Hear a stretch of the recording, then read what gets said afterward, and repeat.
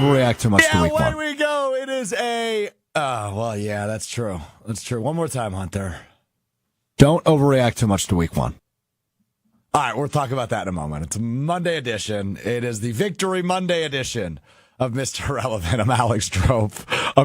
That's JOSHY DiMaggio. I'm not Josh DiMaggio. I'm Josh DiMaggio. Hunter already got me going. I'm so ready to rip after the Packers win 27-13 after the Detroit Lions. Will Sommers is here. Hunter Vaughn is, of course, producing the show back at the Everlight Solar Studio in downtown Madison. Okay, Hunter, go ahead. Play it again. Don't overreact too much to week one. Okay, we need to talk about that. So on Friday's show, I kind of tried to give myself ahead of time a lesson in NFL football. And I said for about 5 minutes straight on Friday's show, don't overreact too much to week one. However, I would like to go ahead and throw that out the window right this second. Don't overreact too much to week one. Disregard everything I said on Friday, because we're going to overreact to week one.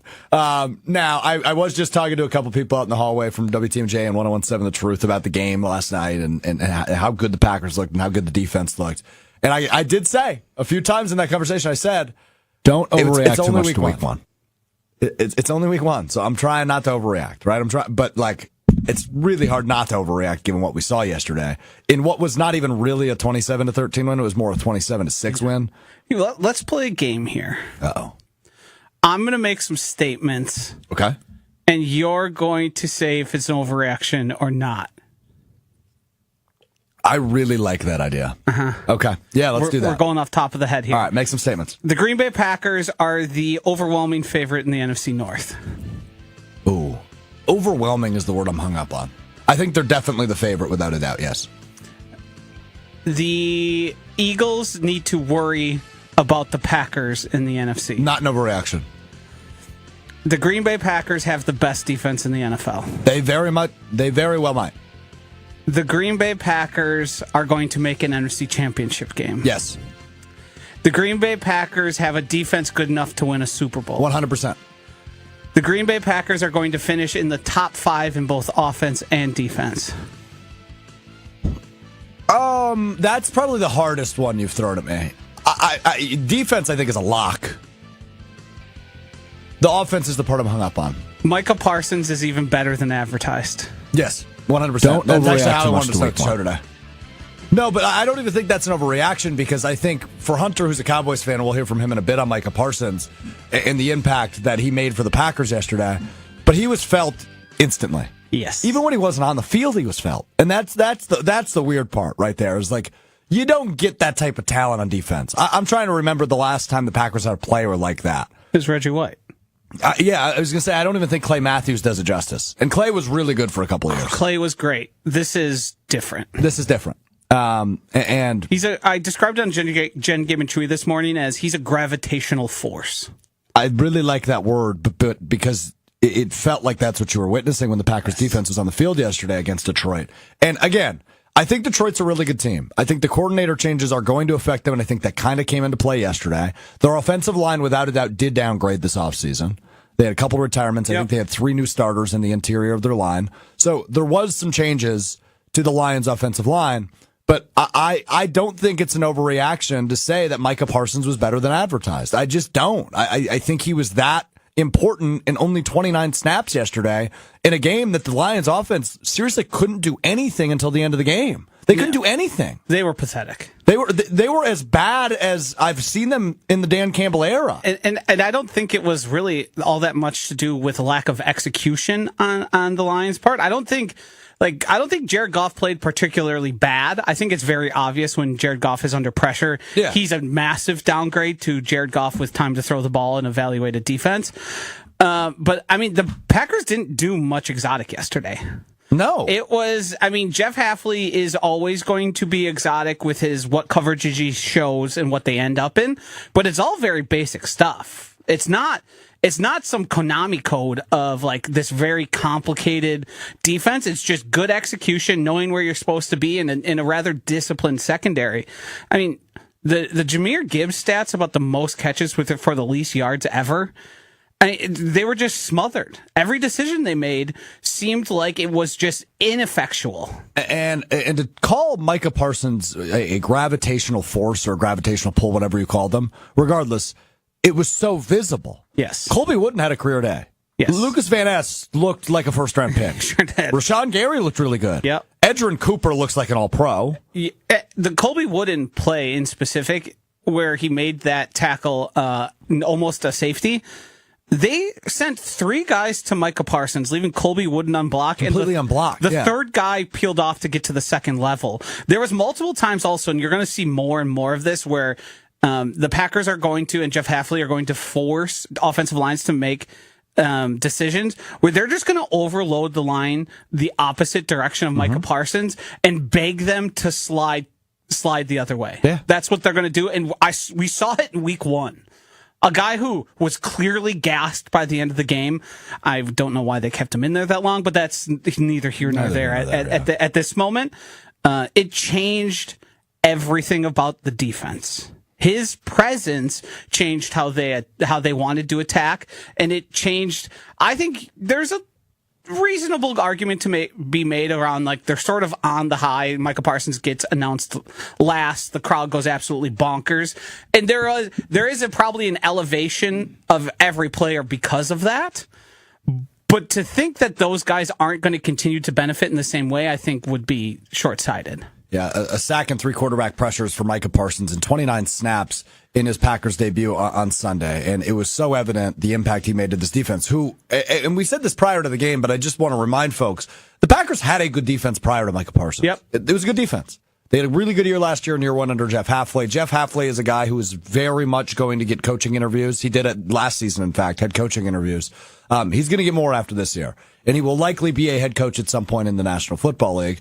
Well, if all things go really well for the Packers this year, it could very well be next year. So that all being said, Micah Parsons is such an impact player added to an already good defense, and that, voila, is what you got on Sunday against the Detroit Lions. Hunter, go ahead. Just to add on to how good of a coach Jeff Hafley is, I saw a few people tweet this about how Mike McDaniel, the Dolphins head coach, will be Jeff Hafley's OC for whatever team he ends up becoming a head coach on.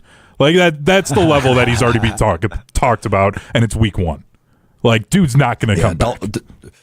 Well, and obviously the talk that Mike McDaniel is having is they lose 33-8 to the Indianapolis Colts. The Dolphins do yesterday in their Week 1 matchup. So a ton of stuff I want to get into still. With we'll get to stock up, stock down. We will talk more about this defense. We'll talk about Jordan Love, and I thought he had a better day than some people are seemingly saying. I thought he had a really solid day. Obviously, he avoided disaster a few times. We'll talk about Love's performance as well. But I do want to hear from the Packers' newest addition, Micah Parsons, because I thought this post-game comment was really, really interesting from a guy who we have discovered he has a podcast for a reason. He is fun to listen to. He says a lot of stuff. I like hearing from Micah Parsons. But this comment in particular really caught my ear when he talked about his first game as a Green Bay Packer and how good this team could possibly be. And, well, maybe the team he left not so good. Here's Micah Parsons after the game. Yeah, I'm just happy, bro. I think it's back to what football is need to be. The trade is done. We got to win. We're 1-0. Now I'm around some really great guys, a really great organization, a really great fan base, and a really great football team. So now we can put all the nonsense beside. I'm healthy. I'm able to get off the field and get ready for another game Thursday night and just keep trying to win games and just be what ball's about. Yeah, no punches pulled there by Micah Parsons in reference to his former team, the Dallas Cowboys, and obviously his new team, the Green Bay Packers. Now I'm around really good guys. Now I'm around a really good organization. Now I'm around really good fans. We can put all the nonsense behind. And he also throws in there, yeah, I'm healthy to turn around quick. 4 days, I'll play. Yeah, and about that back injury. The one thing I do want to comment, and I guess I didn't know we were going here, or otherwise I would have told Hunter to have the audio. Micah discussed how things got toxic in Dallas between the two, and I thought it was really mature of him to also implicate himself. That whatever happened in Dallas was not just the fault of Jerry Jones, who I think we can all look at it and say Jerry Jones should take the most part of it. But I think we've all been there, right? When it comes to like real life stuff, sometimes things can get so bad you see a side of yourself that you're not used to. and you think you're better than. And I thought that was a display of, especially with how things have gone in recent history with some of the people in Green Bay that like to talk in front of microphones, taking accountability in that way was impressive. Yeah, you're definitely not referring to a guy who threw 4 touchdowns in a win yesterday, right? No, and then took his time to insult everybody instead of in New York. In New York. Oh yeah, and then all the haters who said he wouldn't work well with Arthur Smith. He got that comment off too. Oh, give it time. Or I might just throw this out there, Joshy. Is Aaron Rodgers in the MVP conversation after 1 week? Sure, yeah, I guess. I'm believing. So Josh Allen and Aaron Rodgers. So is Quentin Johnston. That's true. He did have a great game. And Daniel Jones. Yeah, Daniel Jones should probably be the presumptive. Yeah, you actually might be right. He had 2 rushing touchdowns in their win yesterday. He had a really good day. Really, 22 for 29, 272 yards, passing touchdown, and 2 rushing touchdowns in their 33-8 win over the Not that Dolphins. anyone cares. I swapped him out in DFS. I don't care. I cost myself around 40 points. I do have one golden rule of radio, Josh. Yeah. No one gives a damn much fantasy football. It's not my fantasy team. It's daily gambling. We all do it. If you don't, you're a loser. So Micah and this defense look so legitimate, and we led with the comments that Joshy made, but this seriously looks like a defense that could be the best in the league. I'm still a little bit concerned about the cornerbacks, but the good news is, what makes their cornerbacks better? A pass rush. Getting to the quarterback in a half a second and forcing them to make bad decisions. Which that line did a lot of to Jared Goff yesterday. Yeah. I saw people taking their time to try and take out Keyshawn Nixon. You don't know what you're watching if you think Keyshawn Nixon was like a detriment to the team. No, I didn't think so. The plays he was close to were not his guys. Those are coverages, and sometimes he plays zone, and a guy makes a read and then tries to help to a guy he sees open. It's that simple. Josh, we are 12 minutes into the show, Will, and Josh is already spitting out detrimental ball knowledge at people. It's just, I mean, could you be? I felt such a high. What the cornerbacks did was of no concern to me. Dude, they scored 6 points. So I was at the Tundra Trio, and when I tell you I was sprinting around quite a bit yesterday, I'm not exaggerating. I'm glad I wasn't there. Our buddy Gabe Neitzel was doing ESPN radio, so we had him in like the corner of the backyard at a table right in front of Lambeau Field. Great backdrop for him. He looked great. But I think I distracted him a few times. Yeah, of course. Because I was just sprinting through the yard to go give people high fives every time something happened because we had people in different houses. It's very fun. Yeah. I was very elated yesterday. Yeah. That was as much fun as I've had since the Dallas playoff game. I agree. I think it's the best win they've had in a while. Like regular season win, it reminded me of both the Thanksgiving game in 23 against Detroit and then the December 3rd Kansas City game.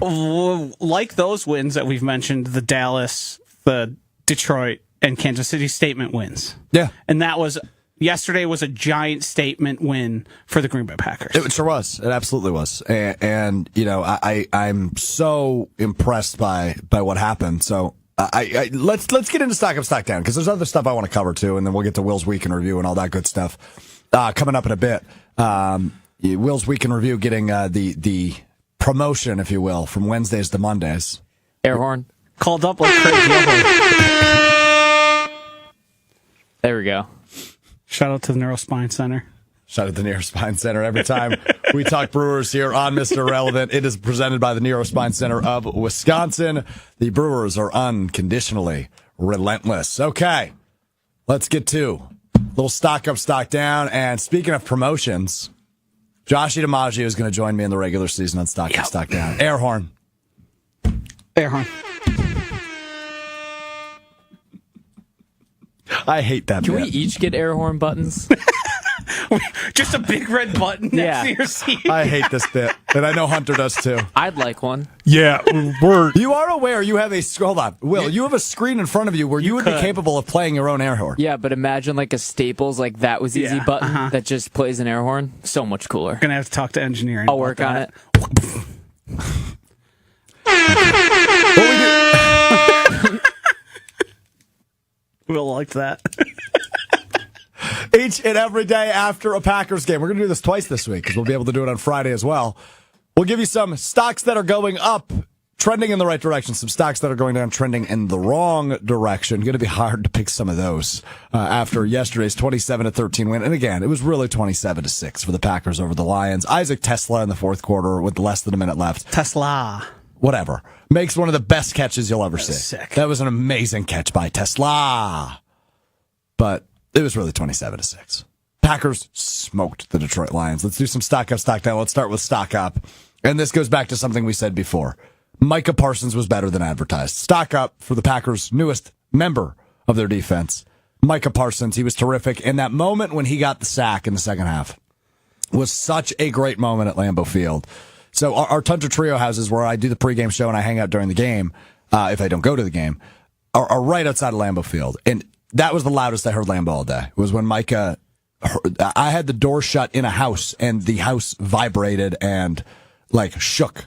It was that loud. When Micah got that sack in the third quarter on Jared Goff. I'm gonna build off what you said there two ways. First, I was elated to see the sideline also with the fans' obvious eruption, to see how fired up all the guys were on the defense for Micah Parsons to get that sack that you're talking about. I mean, to say he's better than advertised, I think is insane to consider when we've talked about, like, you know, the Cowboys were the best defense with him on the field and the worst with him off. And the impact of watching it in and out, the play in and play out the way we did, it felt like a whole different experience.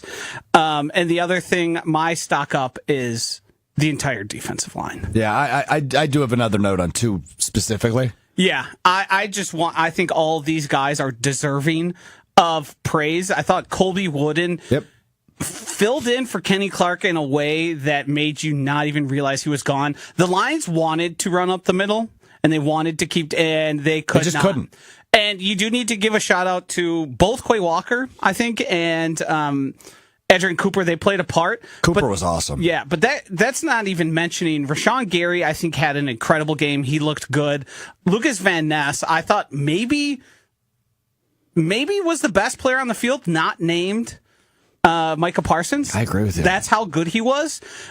He was stout. He was in and around making plays and doing what he needs to do. And I think obviously he's benefiting from Micah Parsons' presence. Oh, yeah. But I also think he elevated his play a big way in the offseason. Yeah, so my first two stock ups I wrote as Parsons, and then number two was Wooden and LVN / D-line. Because the Lions, I'm going to say this 100 times a day, the Lions couldn't do anything on offense. That's how dominant the Packers defense, and specifically the defensive line, was yesterday. Colby Wooden with a career day. He had a career high in tackles and tackles for loss. LVN was playing inside and outside, and they were being creative with him. They were utilizing him quite a bit, and I thought he was super effective. He was in the backfield quite a bit. I thought this was one of his, if not his best NFL game. Also, I love him playing down as a defensive tackle. Yeah, he did that at Iowa. He looks the part. And Rob Domofsky earlier today on Jen Gabe and Chewy said he didn't do that a whole lot, even though they talked about him doing that. And I thought it looked like he's supposed to be there. Mm-hmm. And I still think he can be an edge rusher, and I still think he has those abilities. And we'll see as the season goes, because they're going to rotate those guys. It's not, Micah Parsons ain't going to play every play. Rashawn Gary isn't going to play every play. But I think giving him more and more opportunities next to Micah will probably help him evolve. Yeah, I agree with you on that. Let's wrap up stock up, and obviously we could probably throw 80 names here because there was so much good about what happened in stock or in that game in the season opener on Sunday against the Detroit Lions. But the last name that I really wanted to get to is Jordan Love. And I know he didn't have like an earth-shattering performance by any means. He was 16 for 22, 188 yards passing and 2 touchdowns. But why I put him in stock up was because I don't think I'm alone by saying I was a little bit worried about the Jordan Love we were going to see on Sunday. With the offseason thumb procedure, with obviously dealing with all those injuries last year, I just didn't know what version of Jordan Love I was going to get out of the gates. And sure, he avoided disaster. Obviously, a pick 6 got called back for a couple of penalties on the Lions defense. We had a couple balls that you wanted back, whether they were overthrown or whether they were underthrown or whether they went through the hands of a Lions defender. There's a couple throws he wants back. But luckily, he plays mistake-free. No interceptions for Jordan Love on Sunday. And I thought he played well overall. I saw some people getting after him pretty good on the internet. I just didn't really feel the same way after watching Jordan Love. I thought he played a really good game. It's week 1. He hasn't really played real football since, 2 drives against the New York Jets in the first preseason game a month ago. All in all, I thought Jordan Love was good, and I'm going to give him a stock up just because I was a little bit worried about what version of Love I would see in the open. I think any criticism of Jordan Love right now is a little bit of confirming priors. I think the first throw that Anzalone should have had in the flat, that's inexcusable. I don't know what happened there. It seemed like he short-circuited. The Branch interception, first of all, that was an incredible play by Brian Branch. And then to get right back up and run it back, yeah. But then the call was called back. And if you watch the replay, Romeo Doubs is the first read on that play, and he gets that holding call pretty much right away. I think Jordan Love saw that flag. And he realized there was pressure coming and he needed to get rid of the ball. And he ended up throwing it to a guy he thought was safe. He still ended up throwing an interception, yes. It got called back, so no harm, no foul there. But the way Jordan was in that first half, the comfortability and his body language, he was in total command of the offense. He looked confident, and he looked like he knew what was going on. There was a play, and I forgot who tweeted. Oh, it was Nate Tice. I believe he was at Yahoo. But he said to the All-22 where on the throw to Jaden Reed on third down, up the middle, Love changes the protection, stands in a pocket, looks confident, and delivers a strike on a throw that when you see the throw he made was a lot more difficult than it looked on TV. Mm-hmm. And that, to me, is what we wanted to see and we've been waiting to see. And he, at no point was I like, I don't know, is he going to be able to do it? He was bell to bell good. I thought so too. And Mike agrees with us on that. ESPN Madison on YouTube. He said Jordan did exactly what we need him to do. He doesn't need 300 yards passing. His passes were more consistent than they had been last year. He does need to work on sliding though. LOL. Yeah, that one slide he had was very awkward. So I've got friends that skateboard. And we had this one friend who always falls super hard, and Jordan Love has that. Whenever he hits the deck, it's like a car crash. It looks awkward every time. Yeah, he just like hits so hard. Yeah, and I should say, when Mike says he needs to work on sliding, he needs to know how to slide. Yes. Because that wasn't even really a slide. No, that was more of, I'm going to fall now. Yeah, he slipped and then went down. But every collision with him seems to be more brutal than it needs to be. Agreed. And Aaron Rodgers talked about that. One of his big evolutions was, I think, after the Shea McClellan hit that broke his collarbone, that he like had to learn how to fall and how to protect himself. And I hope Jordan can catch that message before he misses like a significant time due to being hit. Obviously, he missed time and he's had injuries. That's not new to him. But if you can avoid taking those just massive hits he's taken last year included and not fall that way, just protect yourself, man. Agreed. Just go out there and protect yourself. Agreed. Kenny Mayne with ESPN years ago did a story about the Seahawks using a slip and slide to teach their quarterbacks how to slide properly. I think LaFleur's got to break that out the next practice and teach Love to do that. I know what we need is Pat Murphy. Pat Murphy needs to go up there. Remember when RG3 couldn't slide? Yeah. And was it Davey Lopes at the time? I don't even know who that is. Though it was they brought in the commies, brought in the Nationals manager, and I believe maybe a couple players to try and teach RG3 how to slide. He never learned. He didn't. That's true. If you want, Matt Eberflus brought a slip and slide to Bears practice last year, and Caleb is pretty good at sliding. So if you're interested in a sliding coordinator, I heard Flus is the guy for that. He needs to worry about calling defenses. He needs to worry about being the defensive coordinator of Hunter's Cowboys. Hey, second most quarterback pressure of any team outside of the Monday night game so far. So who was first? Atlanta, like 42%. Okay. Packers weren't even top 5 on like total percentage. Really? Yeah. Despite 4 sacks. Yeah. Mm-hmm. Wow. Interesting. Stats are fun. I love that all the stats come out before Monday Night Football, too, so then you just can't get factored in. Like if someone's team were to be playing on said Monday night and maybe not living up to the expectations, it would not show up on said graphic. I'll remind you on Wednesday. Yeah, we'll talk about it. I'll take stock. How fired up are you for this Bears game tonight? I'm very nervous.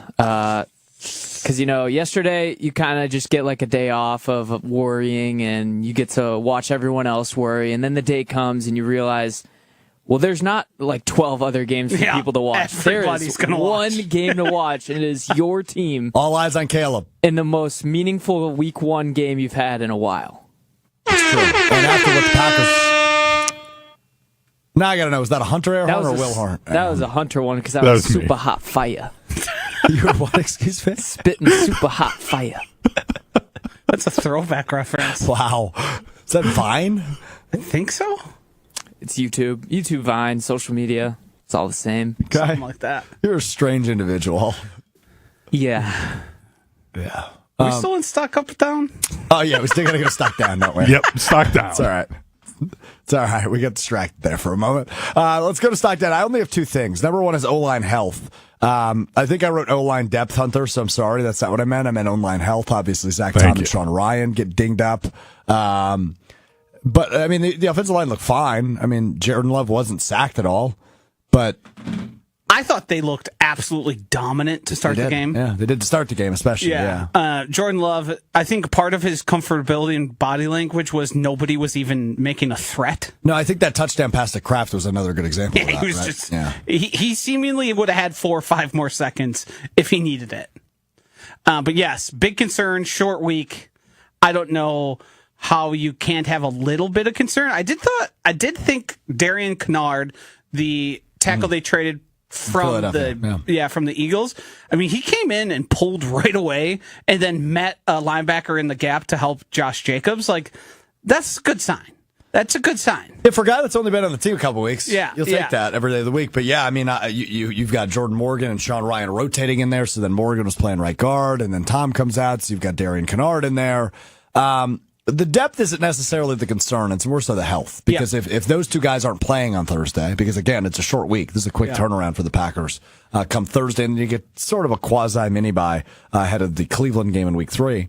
I feel good about Morgan having to play for Aaron Banks. That right tackle still leaves me a little concerned because I think Zach Tom is that special, and the downgrade is either a rookie or a guy who's been on the team for 2 weeks. And I mean, the good news is, right, like, Morgan's played everywhere. So if he's at left guard, great. He was rotating at right guard. I think I said Sean Ryan at the beginning on accident. I meant Aaron Banks. He was rotating with Sean Ryan at the beginning of the game, but then Aaron Banks went out of the game. I meant their to off-season ask, addition. Given their druthers and their decision making, would they put Morgan at right tackle and then stop rotating him in at right guard if Banks is healthy? I'm sorry. I was so thrown off by the use of the word druthers. We've already done druthers. What does it mean? Well, that's a tough one. I'm asking Will. Put it back on the list. Given their choice. Is that right? Yes. Okay, good job. Hell yeah. Yeah, but I feel like if recall isn't fast enough, we got to put it back on the list. Yeah. You clearly haven't learned the word yet if you can't recall it. My short-term memory doesn't work. I don't know what you guys expected for my long-term memory. I'm moving on to my stock down. I'm giving a stock down to Matt LaFleur. Hear me out. The fact that the Packers played the way they did, the fans reacted the way they did, and he took time to fix his mouth and talk about the amount of Lions fans that were there. Hey, bro, your team's been losing a lot at home. They've lost 3 times to this Lions team at home. Guess what? Your team ain't making those ticket prices cheaper. You know who pays a lot for tickets and has been a lot? Detroit Lions fans. So maybe you guys should continue to play as well, and people would be more reticent to put them up on the marketplace. Also, Matt LaFleur, you get paid a lot. Do something about it. Start a fund. Have fill those tickets. Pay people off. Is that legal? I'm sure it is. You can buy tickets. Okay. Players do. If they pass their allotment, they just pay for them like anyone else. Okay.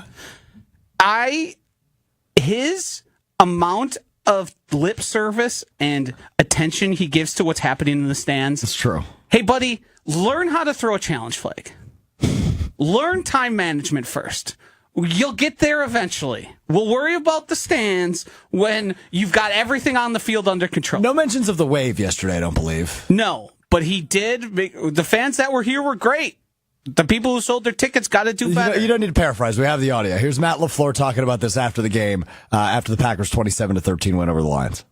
But all in all, I was really happy with our performance. I thought the fans that showed up brought great energy, and the fans that sold their tickets to all those Lions fans got to be better. Got to be better. I agree with him. Honolulu Blue galore, dude. I was there. There were so many Lions fans. Hey, you can't make Green Bay a destination. You can't build up the pomp and circumstance about it and then expect opposing fans not to show up. No, I agree with and that. And you can't expect that people, level? You can't expect people who have to pay a $900 seat fee to get their season tickets, and then you charge them at minimum like $130 for a ticket, and not expect some people to go, hey, financially, this, I don't know if you know this, but the minimum wage hasn't raised and wages are flat in America. There we go. And tickets keep getting more expensive. So there's probably a connection to be made somewhere along the lines. You should run for public office. I don't want that. I also think on this ticket conversation, people forget that Green Bay is closer to the state of Michigan than it is to Madison or Milwaukee. It's two biggest cities of the state. That's a good point. Like, there are fans literally right there. It is easier for them to go to a game in Green Bay than it is to go to Detroit because of all of the fans that are in the UP. Like, yeah, they're going to do that. That's why I know tons of people that make the trip to Wisconsin-Minnesota games when they play in Minnesota instead of driving from Eau Claire down to Madison, because that's an easier drive for them. This happens in all of sports. Matt LaFleur is the only one that's obsessed with it. He's not the only one, but he certainly is obsessed with it. And I'm not saying he's not obsessed with it, because he is obsessed with it. I agree with you. I just don't think he's the only one obsessed with it. Because I do think, and your point on the UP is correct, and it's the same point I made on Green Bay game day yesterday, but it still does bother me that it's more Lions fans than any other team the last few years. Given my druthers, I would love it for it to be only Packers fans. That's not realistic, and I think there is a confluence of factors. The Lions being good is one, because when the Lions couldn't win, were an 0-16 team, guess what their fans weren't doing? Traveling. That's true. That's true. So the Packers level coming down and the Bears, the Lions elevating balances the scales. I guess the thing that surprises me, and maybe LaFleur as well, is it's not like the Packers are a bad team, right? No. And this typically happens for bad teams. Like last year, you guys remember I was out in Nashville for the Titans and Packers game. Yes. That stadium was full of Packers fans. We celebrate when we do it to other teams. Oh, yeah. Yeah. They're going to do it in a few weeks in Cleveland, might add. And I would just say this also. I think that Dallas game in 3 weeks, Sunday Night Football, I think that's gonna be a lot of Packers fans too. So probably it's gonna be true. See everybody chiming in on YouTube. Appreciate you. That's over about 100 fired up. Yeah, I know. About 140 with you rocking with us between ESPN Milwaukee, ESPN Madison. Thanks for being here on this Victory Monday for the Packers after a 27-13 win over the Detroit Lions. Alex Strouf, Josh DiMaggio, Will Sommers, Hunter Vaughn with you on this Monday afternoon. I've got one final stock down for you. Mm-hmm. Chris Brooks. No, I would never do that to my guy. Third down I don't know what we were doing there, to be real honest with you. Don't know Got what we were too doing cute. there. But no, my side down is not for Chris Brooks. It's actually not for anything real. It is for the Packers can't beat good teams narrative. Wow. Bye-bye. It was fun while it lasted. See you later. As the Packers go 0-6 last year to the Eagles, Lions, and Vikings, obviously the three winningest teams in the NFC. The Packers now 1-0 in the NFC North. They're 1-0 against the Lions and 1-0 overall in the 2025 season. And not only do they beat Detroit, they smoke Detroit. So the narrative that the Packers can't beat bad teams, sure, it was fun while it lasted for opposing fans. What I say, bad teams? Well, they can beat bad teams. They did a lot of that last year. They can't beat good teams. That narrative is dead and done and gone with and 6 feet deep, because we are not talking about that anymore. The expectation is no longer, well, I really hope they show up in the games against good teams. The expectation is now, oh, they can beat the ass of good teams, because that's what they did on Sunday, and that is a fun way to start the year. Don't overreact too much to week one. I do want to put this out there. There is a chance that if the Packers lose on Thursday, and then when they face the Eagles, if they have 2 losses and maybe the Lions lose one or two more, that narrative's coming back. You got to win. Joshy, you got to win one of those next. Joshy, I'm not going to overreact to week one here. Okay, when I say this, I'm not overreacting to week one. Don't overreact too much to week one. What if the Lions aren't very good anymore? Oh, they are. What if stop? Hold on. what if they're Wait. like the Packers? Let me finish my sentence. You're taking too long. I'm not going to overreact to week one when I say this. Okay. Don't overreact Packers too aren't much to losing week very one. much this year. The Packers aren't losing very many How many games. times? 4? That might be high. Don't overreact too much to week one. Maybe 3. Probably 2, though. 14-3, that'd be sick. I mean, Buying the first round would be nice. we watched the same game yesterday, right? I saw it. I seen it. My sock down, and this is another one of my pet project things I talk about every season. NFL officiating, that call on Xavier McKinney. Oh, yeah. I mean, I know why the league emphasizes it, but I hate that it's an emphasis for about 4 weeks. Correct. Because it'll go away. 4 might be a little aggressive because when the stakes continue to rise for games, and they mean more and more as the regular season continues, tell you what they're not going to do is give 15 yards in that situation for a guy standing over someone. Would I prefer all the players not do that? But it's a physical game. You have to be ramped up to be out there, and standing over a guy you just laid out is certainly not the worst thing to do to them. Nope. Would I prefer if high schoolers didn't do that? Yes. Please stop doing that. That's bad. I prefer if high schoolers stop doing that. Yes, I would. But it's just the emphasis thing and the disappearing act of it just annoys me so much because it's like this big message initiative, but then it entirely disappears. And it will affect, and then randomly, we always see this, where it like pops up in week 16 in a big moment. Yeah. You're like, well, where has this been the past 12 weeks? It's just, I think the NFL is hustling backwards when it comes to that. Well, okay, so we obviously had a lot of instances of this, but no bigger than Thursday night, right? When Jalen Carter was kicked out of the game right away. Deservedly so. Deservedly so. However, I want to go to Hunter on this, the Cowboys fan. Hunter, did Dak Prescott spit first? He did spit at the ground like 6 feet away from Jalen Carter. Spit in his general direction? And then he smiled? And as he was jaw-jacking him? Because he was trying to intimidate their rookie guard. Dak's just a great teammate and was sticking up for his guy. There you go. Just being like, okay, man, like you're not going to intimidate my teammate. I'm going to talk back to you. And then Jalen Carter, poor decision maker, by the way, history of that, 130 miles per hour bad. He chose to then spit on Dak Prescott. So I think the scale of the two spits, very different. The scale of the two spits. Yeah. It is the tale of two cities. The scale of different spits. I did also, Josh, you mentioned this about high schoolers doing a lot of the taunting and that stuff. From covering high school football here in the Madison area, that is something I've noticed. I've been covering high school sports for about 12 years now, and it has been getting worse with the number of kids doing like the nose wipe thing, standing over guys after big hits.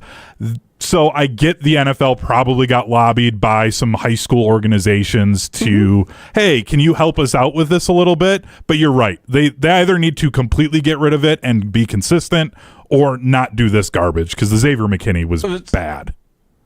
Yeah, and the real issue there is the coaches and the parents. Yes. If you see your kid doing that, standing over a kid they just probably gave a concussion to. Brandishing weapons. Yeah, let's not do that. The thought of doing that when I played high school football was, if you celebrated too much, a spike of the ball. Did you just ignore him there? Yeah, brandishing weapons. Oh, okay. Yeah. Making sure on the thought of doing that, and I'm not that old. I'm old. Not that old. The thought of doing that when we were playing high school is preposterous. We're coming up on our 20-year reunion. If somebody, yes. If somebody did a nose wipe, you'd never see the field again. On Saturday, it was my mom's 40th high school reunion. Shout out to her. I popped in with the planning committee. I had a beer on my way to Green Bay. Why? Because my mom wanted to see me, and I was going through the area. And so there were 6 58-year-old women. Boy, was I a hit. They loved me. I walked in. I had one beer. I was making jokes, cracking jokes. Were they like pinching your cheeks? Like, look at our little Alex. No cheek pinching, but I was making jokes, and they just couldn't get enough of me. You probably didn't even want to leave. No, I did want to leave, but No, you didn't. I mean, 'cause Don't then they lie. started making. You love attention. No, because then they started getting set up, and they were like, "Oh, we've got a strong boy." Who, by the way, I'm not strong, but they called me a strong boy, and they had me carrying boxes and stuff. And then I was like, "All right, guys, I got to go. See ya." But boy, I ruled for 30 minutes with the 58-year-olds. Worse one from Alex Strouf here. Friday's Twitter this time of year is my time to shine, or I ruled with a bunch of 50-year-old women. 58. I'd 58-year-old. rather, Sorry. Hunter, you go through all of your fantasy lineups and tell me what happened in each of the players than him bragging about 6-year-old women flirting Yeah, with him. Josh, tell me 9 holes that you played and describe every single shot. I mean, that was unbelievable. When did you realize that you were doing a show for yourself to brag about women thinking, old women, sorry, apologies to your mom, older women thinking you were attractive? I like how I never said they said I was attractive. That's what you were hinting You at. were. thought I was That's funny. what you're You hinting were. at. They thought I was funny. the transition too was Josh talking about when he was in high school, and he just goes, "Oh, you're coming up on your reunion," just to bring that up. Yes. That actually wasn't why I brought it up. It just popped in my head when I You mentioned it. found a way in. I got to give him credit. That was a crazy way in. Well, I had a great weekend. Josh, how was your weekend? It's wonderful. Hunter, how about you? How was your weekend, Hunter? It was good, sans the first half of the Badger football game. I've never been more disgusted to be a Badger fan, but that was rough. yeah, All watching right. the assistant coaches, by the way, have to give a motivational speech to your team in the first quarter against Middle Tennessee. That's bad. There's a payoff coming, but we got a little sidetracked. Hey, Will, how was your weekend? I've had better weekends. Yeah, why's that? Well, on Saturday afternoon, I had a great day. I was having a great day. I didn't move from the couch for about 6 hours. I was watching college football. About halfway through the second pretty good slate of games when my roommate came up to me and said, "Hey, why is there a 9mm bullet in your driver's seat chair?" And I said, "Are you joking? Like, what's going on?" I thought he was playing a prank on me. He took him like 15 minutes of convincing me that it was actually there to go down there. When I came to the realization when I got to my car that my car had been broken into, and nothing was taken. This might be the first ever car break-in where more was left than taken. Yeah, I warned you of this. I said, I believe I told Will, said your car is going to get broken into. Just make sure there's nothing valuable in it. There's not. 2, I forgot my second point. Well, here's the thing. Oh, 2, I've had the same exact thing happen. Where they left a bullet? There was no bullet left behind, but because I had nothing in there, they found a leftover soda I had and shook it up and sprayed it all over. In my car, to this day, the panel that does the air and heat sticks, and I can't get it to stop. Okay. This happened nearly a decade ago. Here's the thing, Joshy. That was just one part of Will's weekend. Oh. I got a phone call from Will at 10:30 p.m. last night. And he said, Yeah, so yesterday I was here. I was doing our Green Bay pregame and postgame shows. There. worse. I got here at about 10:30. I was heading out about 10:30 p.m. I forgot your keys. And I went to the bathroom. And I guess the door handle in the bathroom has been a little janky recently. And at 10 o'clock p.m. on a Sunday, after being here for 12 hours, I was locked in the bathroom. So he calls me and says, "Hey, are you home?" Because I live close to the station. He calls me and says, "Hey, are you home?" And I said, "No, I'm still on the road, dude. What's up?" And he goes, I'm currently laying on the table in which fathers can change their babies' diapers in a bathroom because I can't get out." Which bathroom were you in? The one upstairs. That one?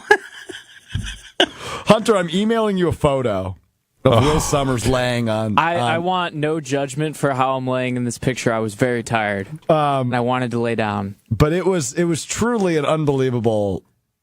how did you get Run of removed? events. Because there is security 24/7. I sent him the number. He had the number or Yeah, whatever. I called the security. They eventually came and let me out. But How long were you in there after you called security? like 10 minutes. I think they had trouble. So how long do you think you were in that bathroom, do you estimate?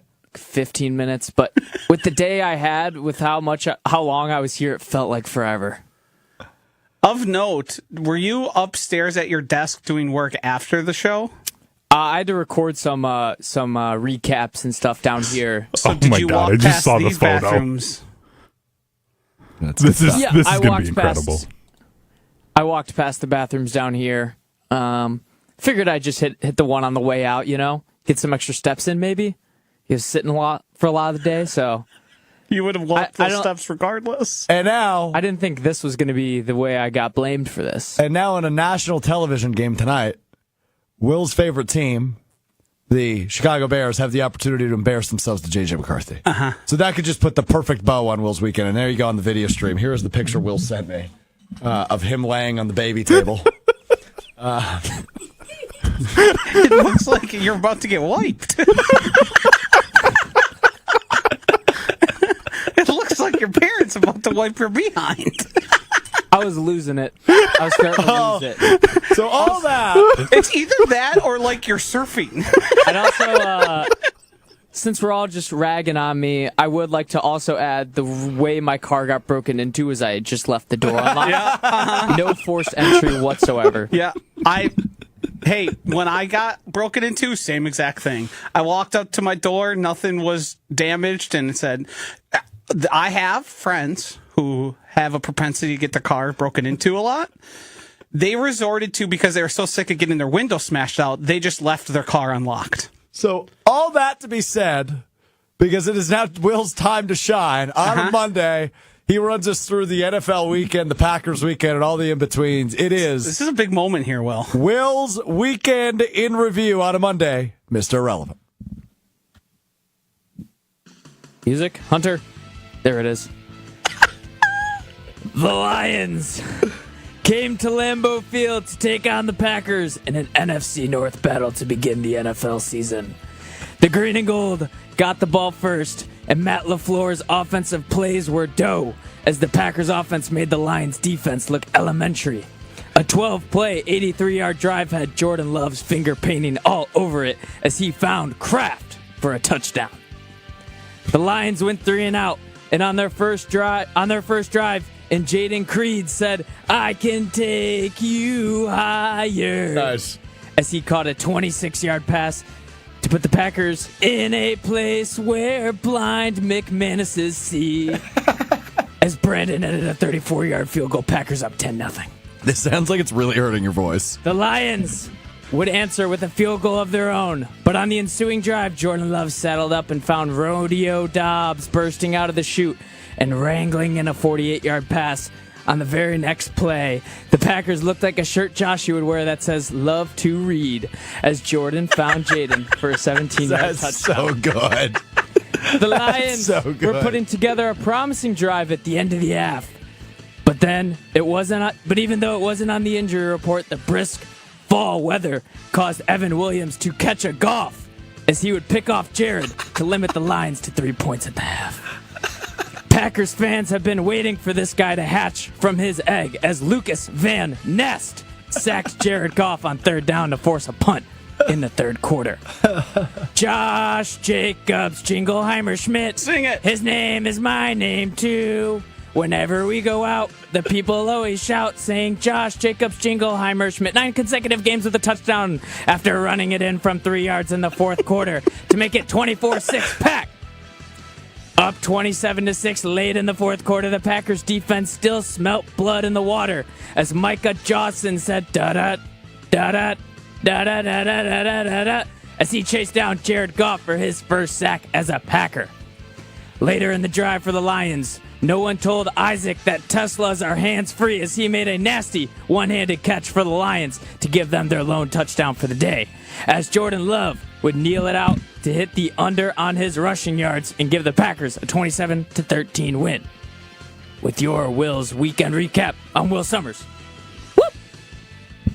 All right, couple of things.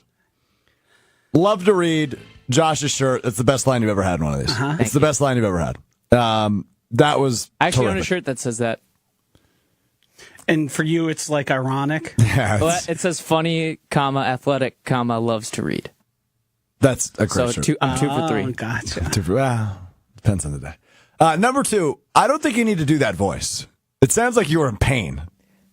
I was trying to make it a little more intense.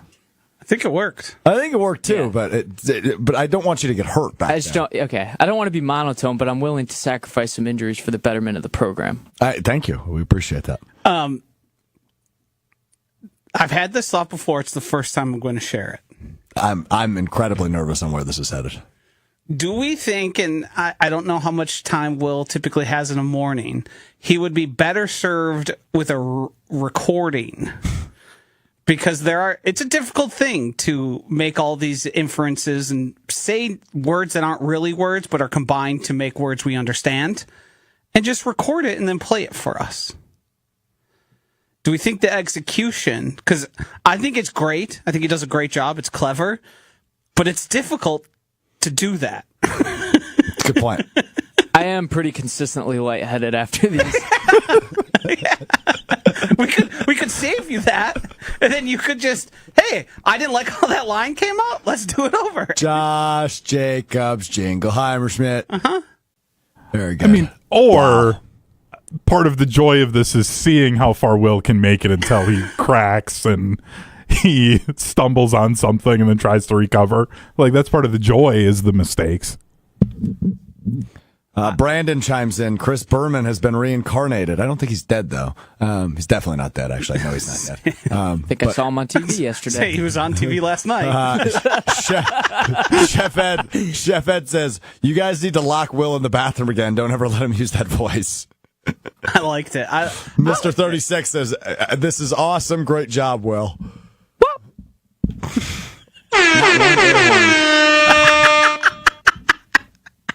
My guy. He's air horn drunk. He's been air horn drunk. We've got every time that air horn sounds, his ego inflates a little bit. Just like a tire pump. Yep. All right, time now for what we missed and what we learned. It is presented by Door County Distillery, locally produced, handcrafted, award-winning spirits made locally in Door County. They're the best. Whiskeys, rums, gins, vodkas, brandies, all the in-betweens, whatever you need for your old fashions, for any of your cocktails, for your tailgates, for your parties, whatever you got going on the upcoming weekends. Door County Distillery will help elevate whatever you've got going on. I personally love their bourbon. That's my favorite, but their single malt whiskey and their cherry brandy are the two best for your old fashions. Whether you're a brandy person or a whiskey person, both of them, they've got you covered. They're award-winning, multiple-time award-winning. The cherry brandy infused with local Door County cherries. It's the best. Check out their website, doorcountydistillery.com. Find the retailer nearest you, as well as a huge list of unique cocktail recipes. Thomas just chimes in, Will's singing is terrible. Please stop. Can you take me? Couple things we missed over the weekend. Number one, it was awesome to be back in Green Bay for Green Bay Game Day yesterday, which, of course, is our pregame show, about 3 hours or so before every Green Bay game. It was a 12 o'clock start for a 3:25 game yesterday. It will be a 4 o'clock start for a 7:15 game on Thursday, live from the Tundra Trail just outside of Lambeau Field. But we got to give credit to our guy, Dusty in Texas. Dusty in Texas, who called into our show when we did the Friday show the day after Micah Parsons was traded. And I called him my Texas correspondent, and we asked him questions about living in Dallas. He showed up to the fence at the Tundra Trio, just outside of our broadcast trailer, with a paper sign. It was like a cardboard piece of paper that said, "Media, Mr. Irrelevant Texas Correspondent." And he flashed it to me while I was on there. It was awesome. I got to go over there and talk to Dusty for a little bit before he headed into the game. But thanks to Dusty for stopping by and making me smile. He took his role seriously. He tried to make his own credential and everything. It was very good. It's very good by Dusty. But the MIA, as Will has dubbed it, we're out in droves yesterday in Green Bay. Love seeing the support. I love everybody popping by and saying they like listening to the show. And they don't really like Will that much, but they allow him to be on the panel. Yeah, only a few people said that. But all in all, it was a really great day in Green Bay. So that is one thing I wanted to mention. And Dusty's sign just made my day. So I wanted to mention that. A couple other things we haven't mentioned. We haven't talked about Josh Jacobs at all. But I just want to say he is so reliable and consistent, and like, you know what you're going to get. I thought he looked bad in the first half, and it seems like he goes with the more action he gets and his lack of he looked indecisive to start, but then to end the game, it felt very reminiscent to what we got very accustomed to last year. And I think he's probably one of those guys that probably needs to get popped a few times to get going. Because he seems to thrive off of contact and pushing people and moving the pile and doing all that. So, I mean, he's great.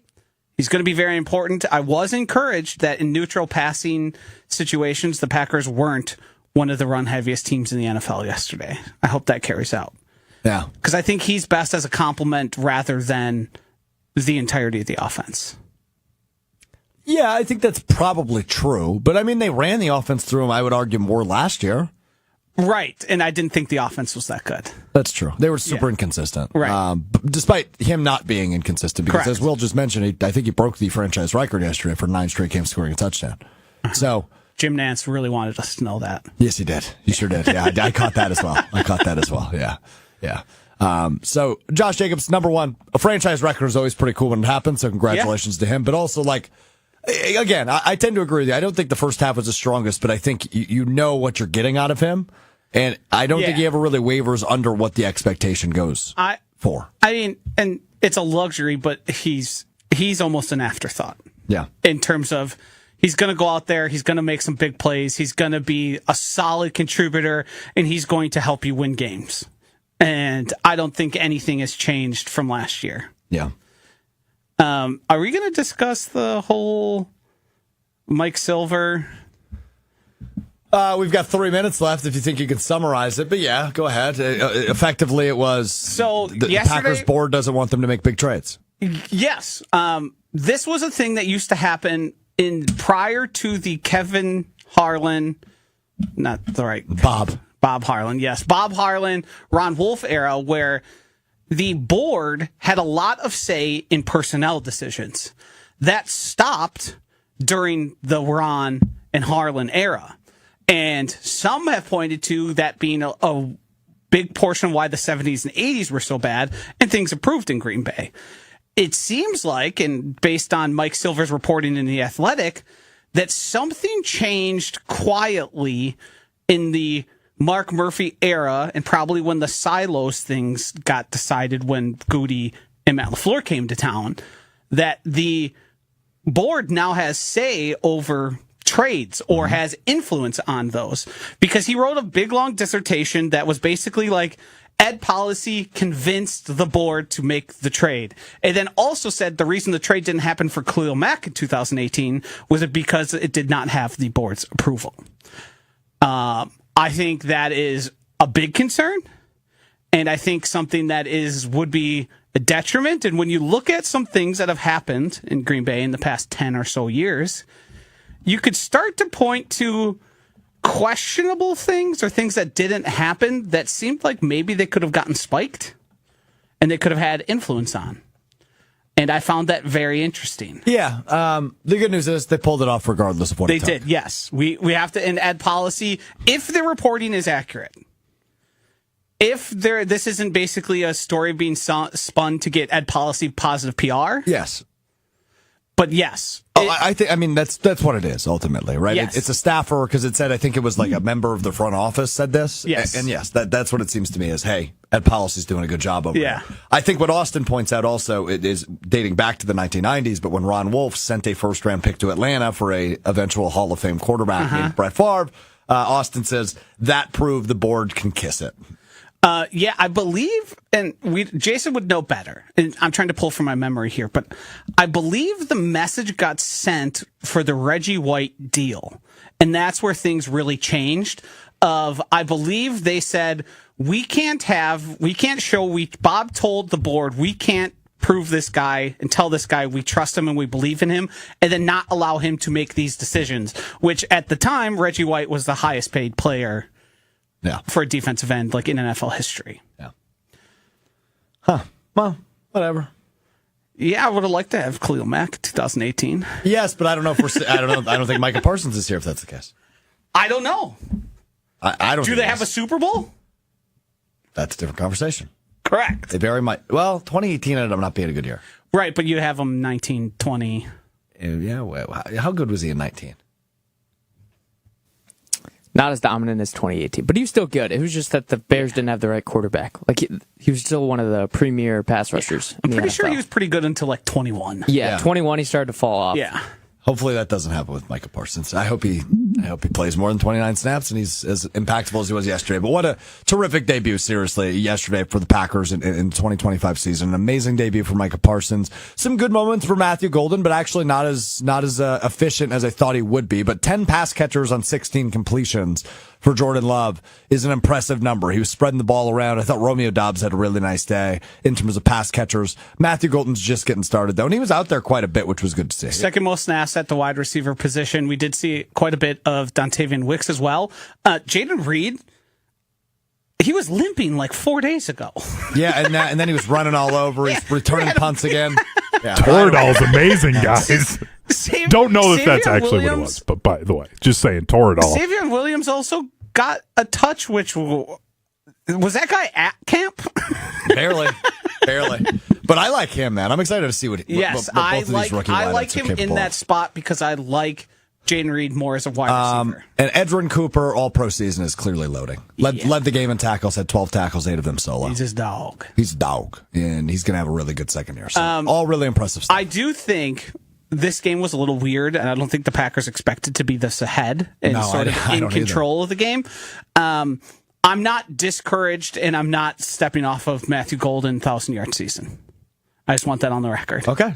He's got 16 games left to do it, and he's got 984 yards to go. Had 2 catches for 16 yards yesterday. Okay. That does it for us today. Just a quick update, though, before we get to Will's review of words. Yeah, I have a word. Okay, we'll get to your word in a second. I just want to update everybody on where our picks stand after the first week. So we picked the Packers game, and we picked an underdog. Don't look at me. I wasn't the only one to lose. Me and Joshy both 2-0. Nice job. You missed. I didn't actually think I was going to high-five you. Okay. Me and Joshy both 2-0. Ball Norse. Will, got the Packers game right. Yeah, I didn't know Aaron Rodgers was going to turn into prime Aaron Rodgers. You picked the Jets as your underdog. That was incorrect. And Hunter picked the Lions, but he did get his underdog pick, which was the same as Joshy's, the Raiders. I didn't expect to go first. I panicked and was just like, the Lions are really talented. The Packers aren't good week 1. No, I'm just so I'll giving just say you this. where I was at mentally. Hold on. I'm giving us all credit. Nobody went 0 for 2. Everybody started the Good season with a win. business. Everybody started the season with a win. Nobody's 0-2. Nobody's looking to snap in week 2. So that's a good start. All right, Will, your word. Yeah, Josh, this was actually maybe the most absurd poll he's had so far. He said the Konami code, which is a famous series of inputs that grants a player an advantage in some video games, such as 30 lives in the NES game Contra. Now, Josh, do you know the code? I do not know the code. I know the reference as I it's sort think I of might the know it. piece that unlocks. Hunter, take a stab at it. Up, down, left, right, A, B, A, B. Close. It's up, down, left, right, BA, start. I mean, he's pretty close. It's crazy. Pretty close. Yeah. But yeah, just wanted to point out that was an absurd reference. That is an absurd It's reference. like the guy that went right over the my guy head. that has the tattoo for like the unlimited lives in Grand Theft Auto. Well, hey, it looked like the Packers had the Konami code yesterday with the 27-13 win over the Lions. We will preview Packers Commanders You Wednesday. guys are so blessed to be a brain like mine in this program. Totally agree. Love having you around. And you're blessed to have me to point it out. Thank you, Will. It's a good point. You did call him the GOAT before the show. You stand by that? Yeah. I would have said it even more effusive had I known he got locked in a bathroom at 10:30 p.m.